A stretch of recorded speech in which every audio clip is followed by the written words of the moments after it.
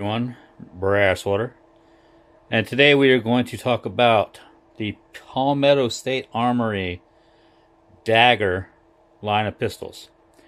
Now in front of you I have a few examples. This pistol, like anything new coming out, had a little bit of growing pains with the trigger pins walking out and the mag release having issues with dropping magazines while you were shooting. There's just a bunch of different little growing pains that I think Palmetto State Armory has worked out, which is great. One of the good things about them is that they take ownership of issues and they do what they can to repair or fix it. So there's a lot of other companies out there. I won't say any of the rhymes with big, but you know, kind of beta test its products on the market and then kind of, in my opinion, halfway repair stuff. I don't know. You that's a determination you're going to have to make.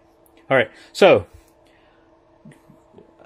getting off of that, this is a, I'm going to do the quote fingers again. I know, is a Glock Gen 3 clone, but it's not 100% of a clone. Not every single part is the same.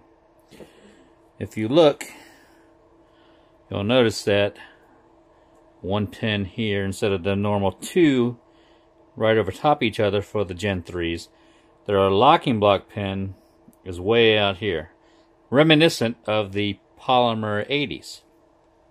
So also what you'll notice is that they are not actual pins, they are spring pins.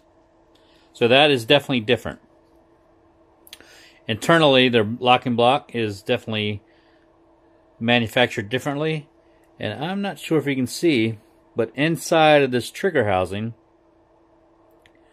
there is a metal sleeve which comprises or makes up the rear rails. Now that is also a feature of polymer 80s. Let me see if I can get that to focus. There you go.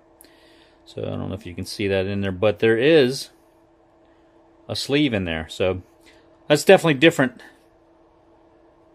And you are not going to be able to just buy a factory lower parts kits and switch out every single part in it. Most of the parts, the slide stop, the slide release, whatever, trigger bars, generally are going to be compatible. Okay. Now I have heard some reports of some aftermarket triggers going in here that are not drop safe. I don't know. You have to do your own research with that. Now this has a trigger reminiscent of the Smith & Wesson M&P series, but it is much wider than the M&Ps and flatter. And I haven't had any issues whatsoever from this. It feels good to me. I don't have any complaints about it, and I have no desire to replace it. So now, like I said, this is a 19 size. Now they recently came out with a 19X size. Now this takes Glock 17 mags, but it's a 19 length slide, which is really quite nice. Now you can look at their slides here, and the machining on there is definitely, but I mean, although this one is a little bit more elaborate, if you look at the normal one that you'll get, it is definitely more cut and styled than anything you're going to get on a Glock pistol. So there's that. Same sights, Glock sights fit in here just fine. Now this one I have a comp on, and this is a Safari Precision comp. I'm going to try and see what I think about it. And the barrel in here, oops, sorry, is a Combat Armory barrel. I really like Combat Armory stuff for the price, especially when you start really kind of getting into the gun game. You know, there's only so many so many Benjamins that go around, so you have to kind of do what you can when you can. Now this one is a